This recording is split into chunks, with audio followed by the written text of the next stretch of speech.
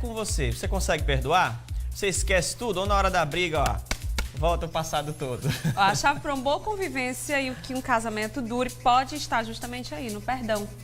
Mas é verdade que não é fácil, a gente sabe, né? Vamos falar sobre isso agora no nosso quadro Questões e Emoções de hoje.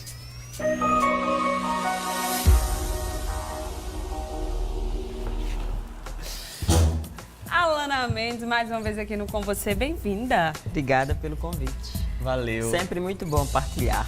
É, né? Temáticas que eu adoro. Temáticas que você adora e que eu acho que todo mundo que está em casa, quem já teve um relacionamento em algum momento da vida, precisou fazer isso. Perdoar, né, Alana? Perdoar. Faz Difícil, parte, né? Faz. Quando a gente...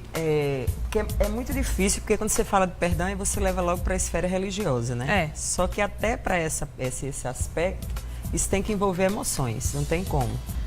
Tudo que tem a ver com o indivíduo, não podemos descartar a questão das emoções. E aí é onde entra a dificuldade.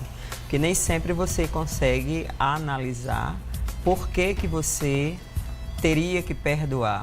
Ou às vezes perdoa sem avaliar a situação e você acaba enterrando aquela situação porque você perdoa 1, 2, 3, 4, 5 vezes. Então, é uma situação complicada. Tem um momento que já também deixa de ser saudável. Se torna negativo, né? O perdão, ele faz muito bem, ele eleva a autoestima, ele dá um sentimento de leveza, porque você não carrega aquela culpa. Entendi. Porém, quando esse perdão, ele é compreendido, por que eu perdoei? Que parcela de culpa eu tive também nessa situação para poder eu perdoar, porque a culpa geralmente não é só de uma pessoa, né? Na situação você envolve as duas partes. Vamos pedir pro pessoal participar em casa. Conta a tua história aí. O que é que você foi capaz de perdoar pelo casamento, pela sua situação, para manter o amor dentro do casamento? Manda aí teu WhatsApp 988323586 e a gente vai lendo aqui e compartilhando com a Alana.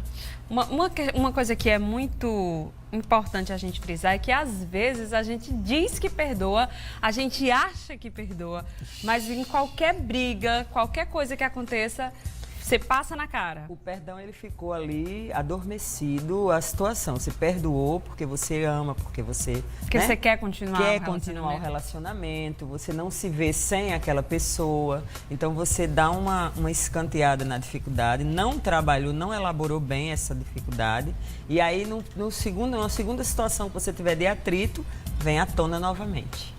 E aí, como é que faz para resolver? Porque parece que o perdão aí, no caso, não foi totalmente... A situação não foi totalmente resolvida, ficou adormecida. O que precisa Vários aspectos a gente sinaliza, né? Quando não está bem elaborado e quando não está bem trabalhado na relação, vem as inquietudes, vem as agitações, vem a própria... o afastamento em algumas situações, o outro percebe que você não é o mesmo, só que isso é involuntário, né? Porque você não percebe que aquilo ali não foi trabalhado dentro de você e aí acaba refletindo de forma indireta no outro. Então, a autoanálise, primeiro a gente tem que trabalhar o nosso interior, primeiro a gente tem que elaborar essa situação dentro de nós, para poder a gente conseguir conviver com essa situação com o outro. Perdoar Isso é fora e difícil. perdoar dentro. Isso é difícil demais. Não é que não aconteça, mas é difícil. Existe algum método, alguma coisa que a gente possa fazer para tornar isso mais fácil? Vou reiterar minha pergunta. Para fazer que isso se torne possível? E aí eu vou te fazer uma pergunta. Se fosse com você, aí é de forma terapêutica. Sim, por Porque favor. a gente acredita que não tem potencial para encontrar uma solução dentro de nós. Sim. E aí o que eu gostaria de fazer para enfrentar essa situação e de que forma? Certo. É se colocar no lugar do E outro aí mesmo? eu busco se colocar no lugar do outro e encontrar dentro de você a solução para algo que você acredita que não existe. E existe. Mas não seria também... Porque tem a fuga, viu, Sâmia? Como assim? Não quero. Não está me fazendo bem esse relacionamento. Não estou feliz. Certo. Né? Gosto. Então eu prefiro continuar gostando e vou perdoando e a situação vai caminhando e eu vou levando. Mesmo não estando feliz. Mesmo não estando feliz, mesmo. Então é uma Isso coisa é assim... meio que uma dependência afetiva, né? É. sim. Você acha que não pode viver sem o outro e aceita qualquer coisa. Exatamente. Então, o estágio que a gente chega de maturidade e consciência para analisar esse fato, em qualquer situação, é fundamental. Mas perdoar é esquecer? Ou perdoar é aprender com aquele... Perdoar não é esquecer a falha do outro, porque eu posso perdoar você porque você me magoou, me fez um constrangimento no trabalho, ou então no relacionamento mesmo, o casal, e eu não repetir novamente uma determinada situação que eu fazia para você. Vou dar o exemplo de um caso de uma esposa que ela todos os dias escrevia um relato amoroso, assim, carinhoso, para o esposo trabalhar, e ele lê porque ela ficava dormindo. Chegou um determinado tempo que isso não era valorizado. E aí vieram as traições. E aí ela deu continuidade a esse relacionamento, mas ele começou a sentir falta porque ela não mais fazia. Entendeu? Então, assim, houveram algumas situações que eles trabalharam, conversaram, dialogaram, mas ele ficou sem aquele contexto e ela se trabalhou. Por que só eu tenho que doar? E o relacionamento é um banco. É um banco. Você não pode sozinha depositar, você não pode sozinha sacar, você tem que fazer realmente uma boa conta bancária. Tem que render. Tem que manutenção. Fazer a manutenção. Entendeu? Acho que a gente tem um filme que é muito conhecido, acredito que você já deve ter assistido, que é A Prova de Fogo. Sim. Que é um filme justamente... Você assistiu, Rafa? Não. É um filme lindo, é um filme cristão. É. E ele fala, eu acho que eu já assisti umas 20 vezes aquele filme, e ele fala justamente disso. Da busca de um casal por retomar o seu casamento. Que em determinado momento não é mais a busca do casal, é a busca do homem. Que ela buscou tanto que ela desistiu do relacionamento deles dois. E aí ele começou a fazer uma série de coisas, aconselhado pelo pai, para que ele conseguisse resgatar o amor dela. Chamar a esse filme atenção, é incrível, né? Fazer com que... Esse filme é lindo e é realmente assim, é uma prova de fogo. Hoje em dia, principalmente em época de redes sociais, em épocas de facilidade de coisas, você conseguir manter um relacionamento sadio e sem contar difícil. que você adoece. É verdade. Não é? Quantas pessoas a gente não conhece que tem realmente um temperamento que você diz assim, poxa, mas ela tem um temperamento tão difícil. Mas não é um temperamento difícil. Ela tem um temperamento difícil porque ela está machucada. É verdade. Porque ao longo da vida dela, ela passou por diversas situações que a ferida não está cicatrizada. E aí você acaba transportando aquele rancor de um para um próximo relacionamento e aí vai uma bola de neve. A Lana trouxe pra gente umas placas aqui, que aí eu quero que você me diga pra que servem essas placas. Nem pra gente ela explicou. Essas plaquinhas de sinalizações, assim, a gente utiliza ela em várias situações. A gente vai adequando para a situação que a gente for vivenciando. Por exemplo, animais na pista seria um obstáculo. Mostra Qual pro pessoal seria ali. o obstáculo, né, que eu estou enfrentando e o que é que eu faço para conseguir superar esse obstáculo?